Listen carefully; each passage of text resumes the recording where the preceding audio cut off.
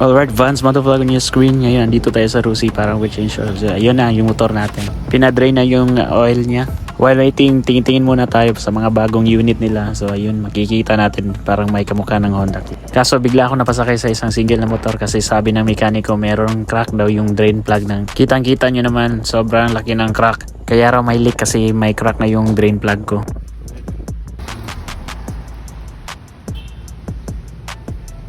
And now, I'm here in Rian Motor Parts while waiting sa ating order. Tingin-tingin muna tayo sa ating crack na drain plug. So, makikita nyo, ang dami nilang stock, no?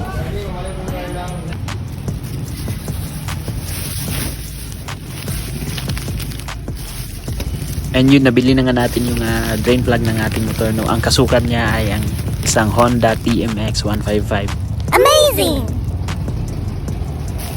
Kita nyo naman, sobrang nahirapan ako sa pagbukas nito kasi ako lang mag-isa. So, na-realize ko na hirap pala maging isang vlogger kapag ikaw lang mag-isa kasi walang humahawak sa video while pinopost mo or pinapakita mo yung item. And then, sumakay na ako ng tricycle para bumalik sa Rusi.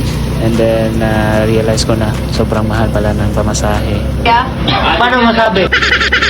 Kaya tingin-tingin na lang ako sa paligid para maibsan ang aking lungkot at ang bigat sa aking dibdib. Yung magpapa-change oil ka lang sana pero malapit ka nang mag-change oil. So ayan na, sobrang plug and play. Wala nang tagas. If you have an experience like this, comment down below and see you to my next vlog. Thank you for watching.